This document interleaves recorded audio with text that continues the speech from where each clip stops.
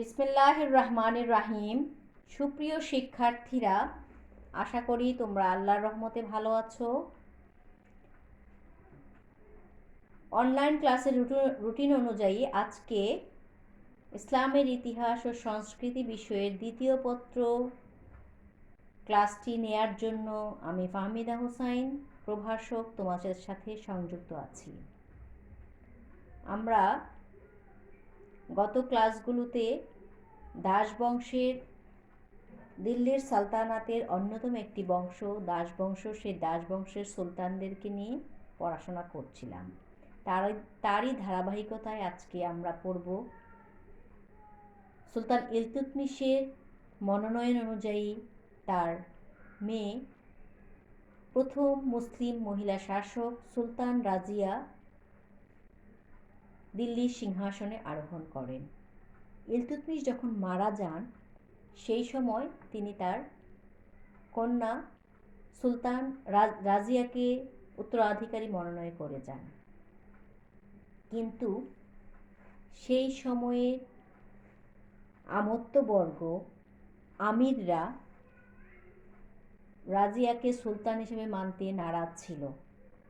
তারা তখন ইলতুৎমিশের পুত্র রোকনউদ্দিনকে দিল্লি সিংহাসনে বসায়, কিন্তু মাত্র 6 মাস ক্ষমতায় থাকার পর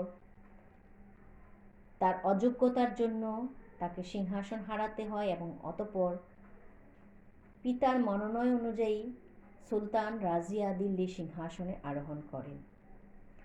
দিল্লির সিংহাসনে আরোহণ করার পর তার বিরুদ্ধে নানা ধরনের চক্রান্ত শুরু হয়ে যায়।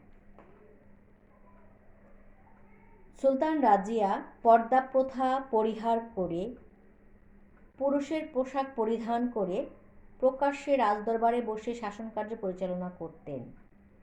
তুর্কিদের প্রাধান্য নষ্ট করার উদ্দেশ্যে তিনি হাবশি অনুচর জামালউদ্দিন ইয়াকুতকে আমিরি আখুর পদে নিযুক্ত করেন।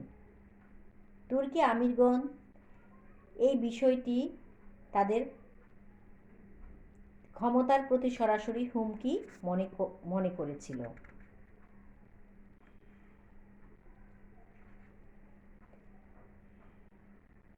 ফলে তারা সুলতানের বিরুদ্ধে ষড়যন্ত্র শুরু করে। ইতিমধ্যে সুলতান রাজিয়া কারামতি মুলাহিদ সম্প্রদায়ের বিরুদ্ধে বিদ্রোহ কঠোরহস্তে দমন করেন, কিন্তু অপরদিকে তুর্কি আমিরগণ আমিরি হাজির আইতেগিনের সহযোগিতায় বা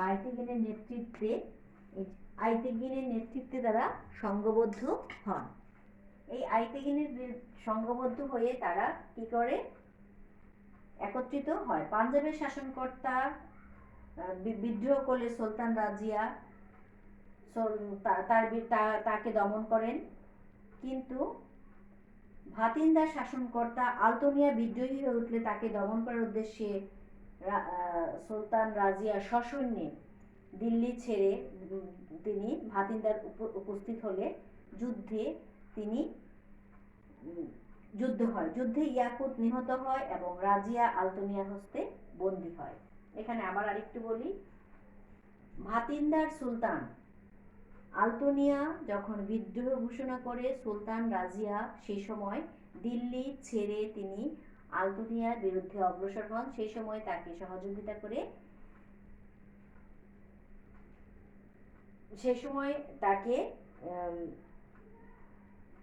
ইয়াকুত সহযোগিতা করে, যাকে তিনি আমিরি আখুর পদে নিযুক্ত করেছিলেন। কিন্তু এই যুদ্ধে আলতোনিয়ার সাথে ইয়াকুত নিহত হয় এবং সুলতান রাজিয়া আলতোনিয়ার হাতে বন্দী হন। সেই সময় সুলতান রাজিয়ার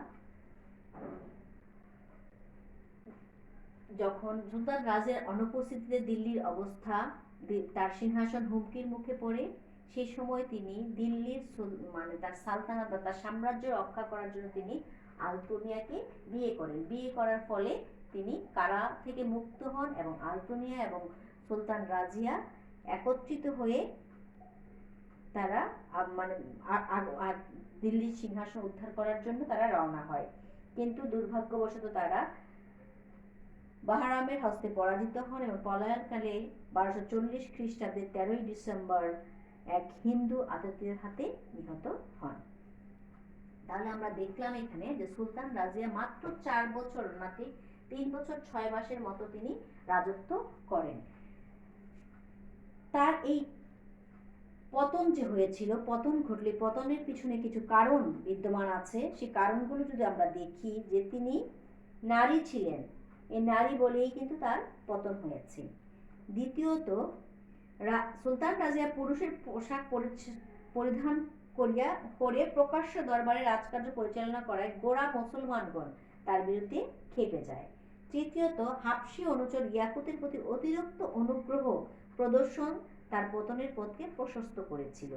চতুর্থত, রাজিয়ার পতনের প্রধান কারণ ছিল তুর্কি আমিরগণের উচ্চাভিলাষ ও সুলতানের সাম্রাজ্যের উপর তাদের অপ্রতিহত ক্ষমতা স্থাপনের আকাঙ্ক্ষা। এ কারণে সুলতান রাজিয়া ব্যক্তিত্ব ও আমিরগণের উপর তার প্রভুত্ব স্থাপনের প্রচেষ্টা স্বভাবতই সংগঠিত ও শক্তিশালী আমিরগণকে বিক্ষুব্ধ করে তোলে, ফলে তার পতন ঘটে। তাহলে এখানে আমরা 4-5টা পতনের কারণগুলোকে দেখলাম, যে মূল কারণটাই ছিল তিনি মহিলা, তাই বলে ওনাকে কেউ কি করেনি, সহযোগিতা করেনি।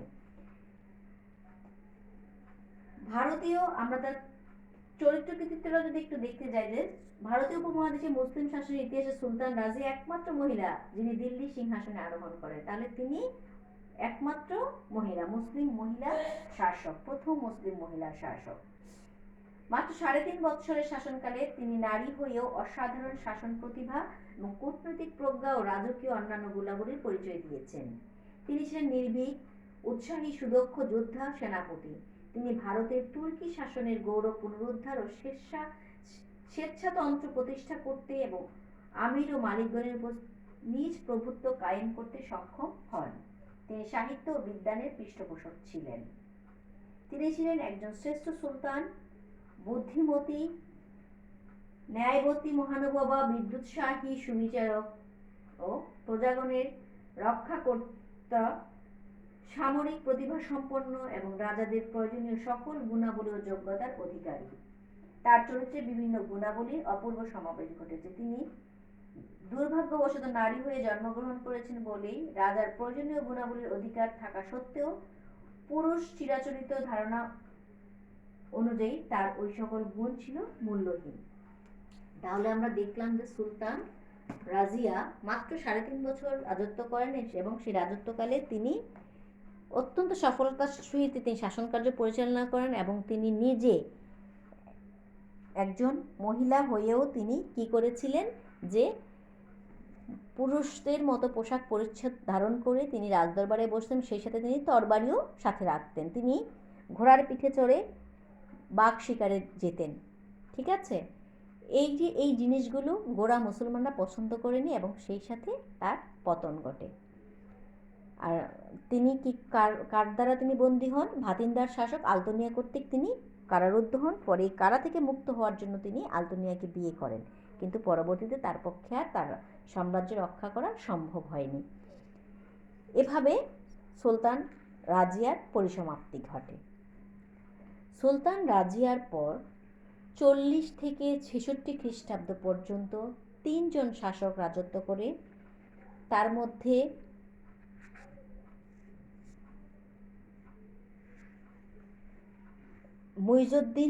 মুইজউদ্দিন বাহরাম শাহ হচ্ছে ইলতুৎমিশ বা সুলতান রাজিয়ার এক ভাই, তিনি 2 বছর ছিলেন। অপরজন আলাউদ্দিন মাসুদ শাহ, তিনি ইলতুৎমিশের পুত্র নাতি ছিল, রোকনউদ্দিনের পুত্র ছিল। তিনি 2 বছর শাসন করেন। তার মৃত্যুর পর নাসিরউদ্দিন ক্ষমতায় বসে, নাসিরউদ্দিন মাহমুদ শাহ ক্ষমতায় বসে। এই সময় এই নাসিরউদ্দিন মাহমুদ শাহ যখন ক্ষমতায় বসেন, সেই সময় তিনি দীর্ঘ 20 বছর রাজত্ব করেন। যদিও তার এই রাজত্বের অন্যতম মূল ব্যক্তি ছিলেন গিয়াসউদ্দিন বলবন। নাসিরউদ্দিন নাসিরউদ্দিন মাহমুদের সময় 1246 থেকে 1266 খ্রিস্টাব্দ পর্যন্ত এই 20 বছর নাসিরউদ্দিন মাহমুদ ক্ষমতায় ছিলেন ঠিকই, কিন্তু তার প্রধানমন্ত্রীর দায়িত্ব পালন করেন গিয়াসউদ্দিন। এই সময় তিনি প্রধানমন্ত্রীর দায়িত্ব পালন করে তিনি অত্যন্ত যোগ্যতার পরিচয় দেন বলে নাসিরউদ্দিন মাহমুদ তাকে উলুগ খান উপাধিতে ভূষিত করেন। তাহলে এই উলুগ খান হচ্ছে তার উপাধি এবং বলবনও তার উপাধি। নাসিরউদ্দিন মাহমুদ মারা যাওয়ার পর 1266 খ্রিস্টাব্দে 60 বছর বয়সে গিয়াসউদ্দিন বলবন উপাধি ধারণ করে দিল্লির সিংহাসনে আরোহণ করেন। ঠিক আছে, তাহলে গিয়াসউদ্দিন বলবন দিল্লির সিংহাসনে যখন তিনি আরোহণ করেন তখন তার বয়স ছিল 60 বছর। প্রাথমিক জীবনে তিনি নিজেও একজন কৃতদাস ছিলেন। কৃতদাস অবস্থায় 1232 খ্রিস্টাব্দে জামালউদ্দিন অন্যান্য কৃতদাসদের সাথে তাকে দিল্লিতে নিয়ে আসেন। এই সময় ইলতুৎমিশ তাকে ক্রয় করেন। তার বুদ্ধিমত্তা এবং মেধার যোগ্যতার পরিচয় দিয়ে তিনি ইলতুৎমিশ পরবর্তীতে তিনি সুলতান রাজিয়ার সুনজরেও আসেন।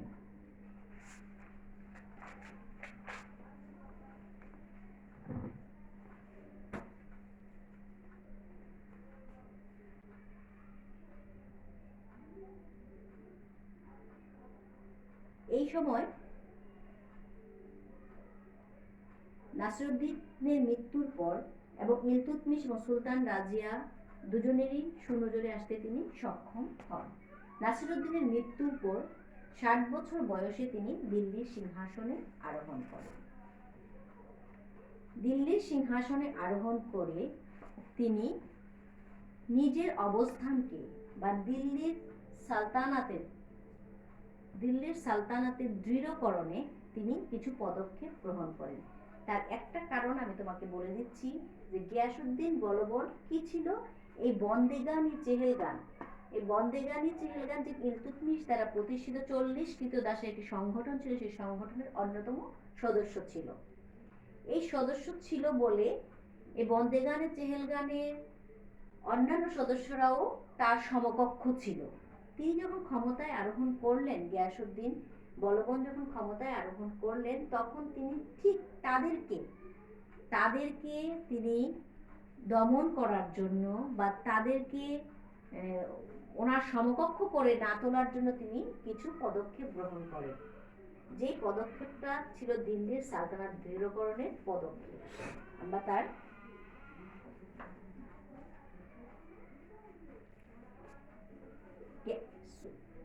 গিয়াসউদ্দিন বলবন ক্ষমতায় আরোহণ করে তিনি রাজকীয় মর্যাদা বৃদ্ধি করিয়া সুলতানের কর্তৃত্ব পুনরুদ্ধারের জন্য রাজনৈতিক সংকট দূরীকরণের উদ্দেশ্যে অভ্যন্তরীণ বিদ্রোহ দমনের মঙ্গল আক্রমণ প্রতিহত করার প্রয়োজন মনে করেন। এই জন্য তিনি রক্তপাত ও কঠোর নীতি অবলম্বন করেন। এই রক্তপাত ও কঠোর নীতি অবলম্বনের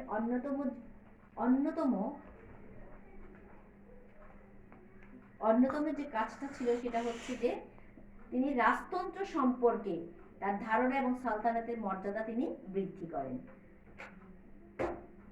বলবন রাজাকে, মানে তিনি তো নিজে সুলতান ছিলেন, তিনি রাজাকে আল্লাহর প্রতিনিধি বলে মনে করতেন।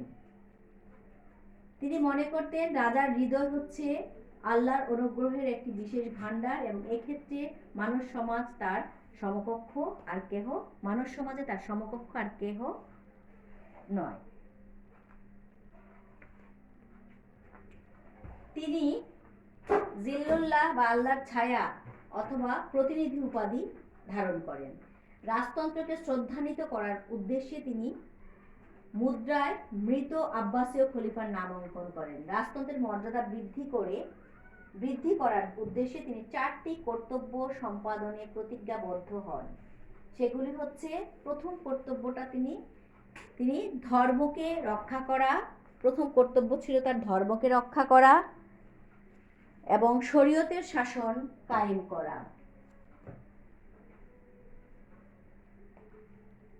তারপর দ্বিতীয় হচ্ছে পাপাচার ও দুর্নীতি বিলোপ সাধন করা। তৃতীয় হচ্ছে সৎ, ধর্মপরায়ণ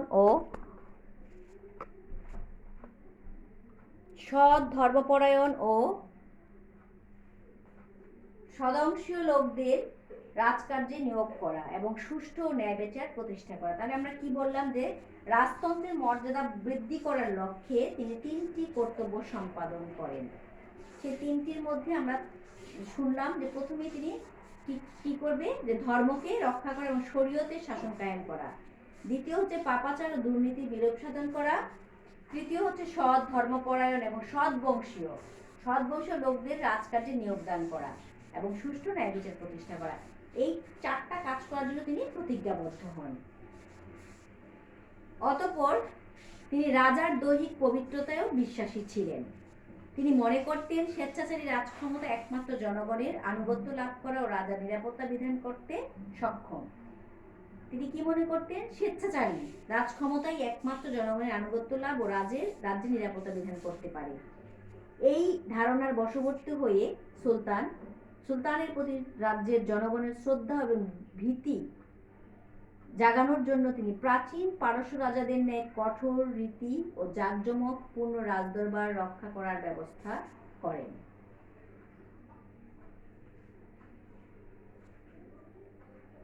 এ প্রসঙ্গে ঐতিহাসিক বারারি বলেন, বলবনের প্রচেষ্টায় দিল্লির রাজদরবার গজনির রাজদরবারের ন্যায় জমকালো ও আড়ম্বরপূর্ণ হয়ে ওঠে এবং উক্ত জাকালো দরবার পরিদর্শন করতে জনগণ সুদূর 400 মাইল পথ অতিক্রম করে দিল্লিতে আগমন করত।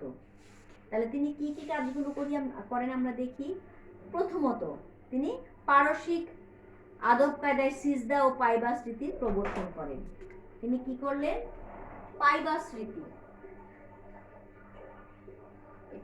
পাইবাস রীতিটা হচ্ছে কেমন, যে মাথা নিচু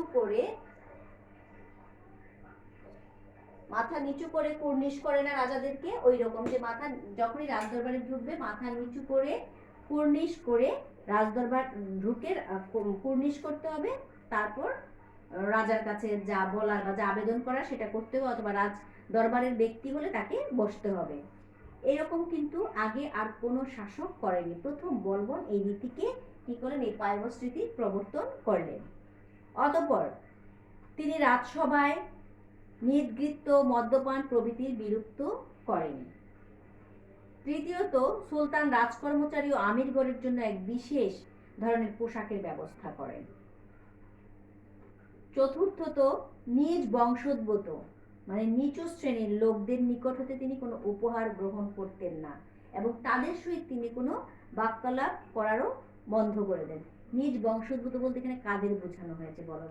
আমি বারবার বলছি, তিনি নিজে গিয়াসউদ্দিন বলবন প্রাথমিক জীবনে কি ছিল? কৃতদাস ছিল। আর কৃতদাসদের অন্যতম সংগঠন ছিল বন্দেগানি চেহেলগার। তিনি নিজ বংশোদ্ভূত বলতে তাদেরকেই বুঝিয়েছিলেন যে তিনি এই বন্দেগানি চেহেলগানের সদস্যদের সাথে তিনি কি করতেন না? কোনো ধরনের কথা বলতেন না। এটা কেন করেছেন? কারণ তিনি তাদের সাথে একই সাথে তিনি ছিলেন এবং বন্ধুর মতো করে তিনি তাদের সাথে চলাফেরা করেছেন। এখন সেখান থেকে একজন ব্যক্তি বলবন সেখান থেকে উঠে এসে রাজা হয়েছেন, তিনি যদি তাদের সাথে এ ধরনের আচরণ না করেন তাহলে কি করতে পারবে না? কখনোই তিনি তার রাজ্যের মধ্যে তিনি নিজের প্রভুত্ব সৃষ্টি করতে পারবেন না, বা রাজ্যে বিশৃঙ্খলার সৃষ্টি হতে পারে, অনেকেই তাকে মেনে না নিতে পারে। তিনি এজন্য এই পদগুলোকে বেছে নিয়েছিলেন, এই কঠোর নীতিটাকে তিনি বেছে নিয়েছিলেন।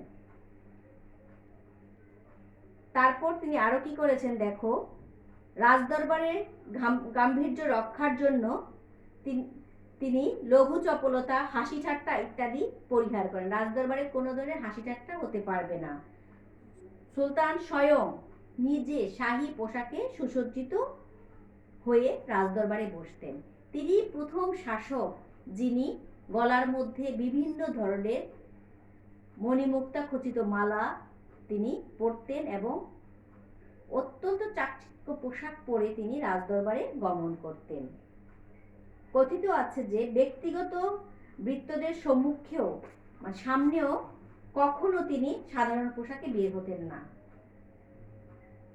এরূপ কঠোর নীতি প্রবর্তন করে সুলতান রাজতন্ত্রের মর্যাদা বৃদ্ধি করেন এবং সালতানাতের কর্তৃত্ব পুনরুদ্ধার করেন। ঠিক আছে, তাহলে তিনি রক্তপাত ও কঠোর নীতি অবলম্বন করে তিনি কি করেছিলেন? যে রাজদরবারের ক্ষমতা বৃদ্ধি করেছিলেন এবং সালতানাতের কর্তৃত্ব পুনরুদ্ধার করেছিলেন। যে সালতানাতের অন্যতম প্রকৃত প্রতিষ্ঠাতা ইলতুৎমিশ দৃঢ় ভিত্তির উপর স্থাপন করে গিয়েছিলেন, সেটা তার মেয়ে সুলতান রাজিয়া ক্ষমতায় এসে চেষ্টা করেছেন, কিন্তু তার অন্যতম প্রতিবন্ধকতা ছিল নারী। সেই নারীর জন্য তিনি তার বুদ্ধিমত্তাকে কাজে লাগাতে পারেননি, কৌশল তিনি খাটাতে পারেননি, এবং বিভিন্ন কারণে তাকে সেখান থেকে সিংহাসনচ্যুত হতে হয়েছিল। পরবর্তীতে আমরা সুলতান রাজিয়া যখন সিংহাসনচ্যুত হয় 1240 খ্রিস্টাব্দে, 1240 থেকে 1266, প্রায় 26 বছর আমরা দেখেছি যে তেমন উল্লেখযোগ্য কোনো শাসক না থাকার কারণে কি হয়েছিল, দিল্লির সালতানাতের ভিত্তি নড়বড়ে হয়ে গিয়েছিল। সেই নড়বড়ে ভিত্তিকে আবার দৃঢ়করণের জন্য বলবন এই রক্তপাত ও কঠোর নীতি অবলম্বন করেন। এছাড়াও তিনি অন্যান্য আরো নীতি অবলম্বন করেন, সেগুলোর মধ্যে আরেকটি হচ্ছে তিনি সামরিক সংস্কার করেন। বিসমার্কের ন্যায় সুলতান বলবন সামরিক শক্তিতে বিশ্বাসী ছিলেন। এ উদ্দেশ্যে তিনি সেনাবাহিনীকে শক্তিশালী করে গড়ে তোলার মনস্থ করেন। কুতুবউদ্দিন আইবেকের শাসনামলে সেনাবাহিনীকে নগদ বেতনের পরিবর্তে জায়গির দেয়া হতো। জায়গির আমরা একবার বলে নেই, জায়গিরটা কি? জায়গির মানে হচ্ছে বেতন দেওয়ার পরিবর্তে তাকে একটা অঞ্চল বা একটা এলাকা তাকে দিয়ে দেওয়া হবে, সেই এলাকায় তিনি থাকবেন এবং ওই এলাকার জমি চাষ করে বা ওই এলাকার বিভিন্ন মাধ্যম থেকে আয় করে সেনাবাহিনীর যে ব্যক্তিকে দেওয়া হবে তিনি সেখান থেকে তার টাকা রোজগার করবেন, এরকম একটা অঞ্চল তাকে দিয়ে দেওয়া হতো। কুতুবউদ্দিন আইবেক এই কাজটা করেছিলেন। পরবর্তীতে গিয়াসউদ্দিন বলবন সেই প্রথা বাতিল করে তিনি বেতনের ব্যবস্থা করেন। এই অবস্থা দূরীকরণের উদ্দেশ্যে বলবন জায়গিরদের প্রথার বিলুপ্ত সাধন করেন। তিনি শুধুমাত্র সামরিক কর্তব্য পালনে উপযোগী লোকদের নিয়মিত বাহিনীতে ভর্তি করেন। তিনি তাদের প্রচুর সুযোগ সুবিধা প্রদান সহ বর্ধিত বেতন প্রদানের ব্যবস্থা গ্রহণ করেন। অতঃপর বয়োবৃদ্ধ সৈনিকগণ অথবা তাদের বৃদ্ধ, নাবালক, অকর্মণ্য উত্তরাধিকারীদের জায়গিরের পরিবর্তে সুলতান ভাতা এবং পেনশন দানের ব্যবস্থা করেন। তবে দিল্লির কোতোয়াল ফখরুদ্দিনের অনুরোধে সুলতান কোন কোন জায়গিরকে জমি ফিরিয়ে দেন। যা হোক, সুলতান বলবনের সৈন্য সংখ্যা বৃদ্ধি করেন। অভিজ্ঞ বিশ্বাসী মালিকদের অধীনে পদাতিক অশ্বারোহী বাহিনী নতুনভাবে পুনর্গঠন করেন। তিনি ইমাদুল মুলককে দেওয়ানি আরজের দায়িত্ব নিয়োগ করেন এবং কঠোর নিয়মানুবর্তিতা প্রয়োগ করে তিনি সৈন্যবাহিনীকে শক্তিশালী করে গড়ে তোলেন। এভাবে সংগঠিত সামরিক বাহিনীর সাহায্য বলবন অত্যন্ত দক্ষতার সহিত আভ্যন্তরীণ বিদ্রোহ এবং বৈদেশিক আক্রমণ প্রতিহত করতে সক্ষম হন। অতঃপর তিনি গুপ্তচর প্রথার প্রবর্তন করেন। নিজ স্বেচ্ছাচারিতা সার্থকভাবে চালু রাখার উদ্দেশ্যে এবং রাজ পরিবারের সদস্যবৃন্দ, অভিজাত সম্প্রদায় ও অন্যান্য পদস্থ কর্মচারীদের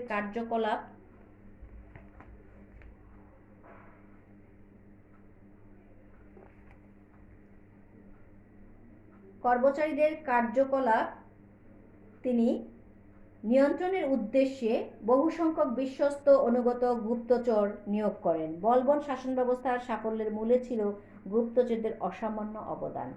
তাহলে তিনি যে কাজগুলো করছেন সেগুলো সঠিকভাবে, বা তিনি যেসব অঞ্চলে শাসকদেরকে নিয়োগ দান করেছেন সেগুলো সঠিকভাবে হচ্ছে কিনা সেগুলোকে তিনি দেখার জন্য তিনি কি করেন, এই গুপ্তচর প্রথা অবলম্বন করেন। বলবন ছিলেন ন্যায় বিচারক। তিনি স্বজনপ্রীতি ও পক্ষপাতিত্ব নীতির ঊর্ধ্বে থেকে ন্যায় নিষ্ঠার সহিত বিচার কার্য সম্পন্ন করতেন। বাদাউনের জায়গিরদার মালিক বরবক ও অযোধ্যার জায়গিরদার হাইবত খানকে হত্যার অভিযোগে অভিযুক্ত করে তিনি তাদের কঠোরতম শাস্তি প্রদান করেন। এইভাবে বলবন তার সুবিশাল সাম্রাজ্য ন্যায়ের শাসন প্রতিষ্ঠা করতে সক্ষম হয়েছিলেন। বলবন অর্থনৈতিক সংকট নিরসনের জন্য রাজকোষ পুনর্গঠন করেন। এর ফলে সাম্রাজ্যে অর্থনৈতিক সচ্ছলতা ও সমৃদ্ধি প্রতিষ্ঠিত ও পরিলক্ষিত হয়। তাহলে আমরা দেখলাম যে সুলতান গিয়াসউদ্দিন বলবন 1266 খ্রিস্টাব্দে 60 বছর বয়সে ক্ষমতায় বসে তিনি বন্দেগানের চেহেলগানের অন্যতম একজন সদস্যের মধ্য থেকে তিনি যখন ক্ষমতায় আসেন তখন তিনি তার বন্ধু বন্ধুত্বপূর্ণ সম্পর্ক বা বন্ধুসুলভ সহকর্মীদেরকে দমন করার উদ্দেশ্যে তিনি কঠোর রক্তপাত কঠোর নীতি অবলম্বন করেন এবং এই কঠোর নীতি অবলম্বন করে তিনি দিল্লির সালতানাতকে একটি দৃঢ় ভিত্তির উপর বা দৃঢ়করণে সঠিক সিদ্ধান্ত নিয়েছিলেন। সেই সময় যদি তিনি এই কাজগুলো না করতেন তাহলে হয়তো অনেকেই তাকে মেনে নিত না এবং অনেকে মেনে নিত না এবং অনেকে তার বিরুদ্ধে বিদ্রোহ করেছিল। এই করেছিল বা বিদ্রোহ করতে পারে এই চিন্তাটা তার মাথার মধ্যে ছিল, এই থাকার ফলেই তিনি কিন্তু এই জিনিসগুলো করেন। আর তিনি সবসময় নিজেকে কি মনে করতেন যে রাজা হচ্ছে আল্লাহর প্রতিনিধি বা আল্লাহ তাআলার রাজা হচ্ছে আল্লাহর ছায়া, তিনি এরকম মনে করতেন, যেটা একটা দৈব সত্তায় বিশ্বাসী ছিলেন তিনি। এই জন্যই তিনি নিজেকে তিনি জিল্লুল্লাহ বা আল্লাহর ছায়া, তার সমকক্ষ আর কেউ নেই। তিনি যেহেতু তার অনেক বন্ধু সহকর্মী অনেক ছিল তার, সেই জন্য তিনি এইটাকে এই জিল্লুল্লাহ মতবাদটা বা জিল্লুল্লাহ ধারণাটা তিনি কি করে দেন, তিনি প্রচার করে দেন যে রাজা হচ্ছে জিল্লুল্লাহ বা রাজা হচ্ছে আল্লাহর ছায়া, তার অথবা তার প্রতিনিধি, তার সমকক্ষ সাধারণ জনগণের আর কেউ হতে পারবে না। এই জিনিসটা তিনি মাথায় ঢুকিয়ে দেন। আর এটাকে তিনি এস্টাবলিশ করার জন্য, এটাকে তিনি প্রতিষ্ঠা করার জন্যই কিন্তু তিনি কি করেছিলেন, তিনি প্রতিজ্ঞাবদ্ধ হয়েছিলেন যে তিনি 4টা কর্তব্য পালন করবেন। যেমন তিনি ধর্মকে রক্ষা করবেন এবং শরীয়তের শাসন কায়েম করবেন, তিনি পাপাচার ও দুর্নীতি বিলোপ সাধন করবেন, সৎ ধর্মপরায়ণ ও সৎবংশীয় লোকদের তিনি রাজকাজে নিয়োগ দেবেন এবং সুষ্ঠু ও ন্যায় বিচার তিনি প্রতিষ্ঠা করবেন। আর এই প্রতিজ্ঞাটাকে তিনি রক্ষা করার জন্যই তিনি কি করেছিলেন, পারসিক কায়দায় পাইবাস রীতি প্রবর্তন করেন, তিনি রাজসভায় নৃত্য গীত মদ্যপান এগুলো নিষিদ্ধ করেন, তিনি রাজকর্মচারী আমিরগণের জন্য এক বিশেষ ধরনের পোশাক পরিধান করেন, পোশাকের ব্যবস্থা করেন এবং নিজ বংশোদ্ভূত লোকদের নিকট থেকে তিনি উপহার গ্রহণ বন্ধ করে দেন। তার দরবারে হাসি ঠাট্টা এগুলো তিনি পরিহার করেন এবং নিজে তিনি শাহী পোশাকে সুসজ্জিত হয়ে তিনি রাজদরবারে বসতেন। তার বৃত্ত কখনো তাকে সাধারণ পোশাকে দেখেনি। এই যে কাজগুলো তিনি কেন করেছিলেন, নিজেকে সুপ্রতিষ্ঠিত করে সালতানাতের মর্যাদাকে তিনি দৃঢ় করতে চেয়েছিলেন, সালতানাতের মর্যাদাকে তিনি পুনঃপ্রতিষ্ঠা করতে চেয়েছিলেন, তিনি রাজতন্ত্রের ধারণাটাকে তিনি দৃঢ় করতে চেয়েছিলেন। রাজতন্ত্র সম্পর্কে এই ধারণা এবং সালতানাতের মর্যাদা বৃদ্ধির জন্য তিনি এই ব্যবস্থাগুলো করেন। ঠিক আছে, তাহলে আজকে আমরা সুলতান রাজিয়া এবং সুলতান রাজিয়ার পরে অন্যতম একজন শাসক, যিনি দাসবংশের অন্যতম একজন শাসক গিয়াসউদ্দিন বলবন, যিনি ক্ষমতায় আসেন। আমরা নেক্সট ক্লাসেও আমরা গিয়াসউদ্দিন বলবনকে নিয়ে আলোচনা করব, কারণ তার আরো অনেকগুলো ধাপ রয়ে গিয়েছে। তিনি আভ্যন্তরীণ বিশৃঙ্খলা দমন করেন, বৈদেশিক আক্রমণ থেকে দেশকে রক্ষা করেন, মঙ্গলদের কাছ থেকে দেশকে রক্ষা করার জন্য তিনি একটা নীতি অবলম্বন করেন যা মঙ্গল নীতি নামে পরিচিত। আমরা এই জিনিসগুলো ধারাবাহিকভাবে আলোচনা করব। আজকে শুধু আমরা তিনি দিল্লির সালতানাত দৃঢ়করণে যে পদক্ষেপগুলো গ্রহণ করেছিলেন সেগুলো দেখলাম। আমি আশা করব তোমরা আজকে বাসায় এই পড়াটা নিজেরা বই থেকে পড়ে নিবে, কারণ তোমাদের অনেক দিন থেকে আমরা ক্লাস নিচ্ছি। এর পরবর্তী ধাপে তোমাদের অনলাইন এক্সাম হওয়ার সম্ভাবনা খুব বেশি তোমাদের মূল্যায়নের জন্য। এই জন্য পড়াগুলো ফেলে রাখবে না, তোমরা যেই দিন যে পড়াটা পড়িয়ে দিচ্ছি সেটা বাসায় পড়ে ফেলবে। তাহলে আজকে এই পর্যন্তই থাকুক বাবা, ভালো থেকো। ওকে, থ্যাংক ইউ অল।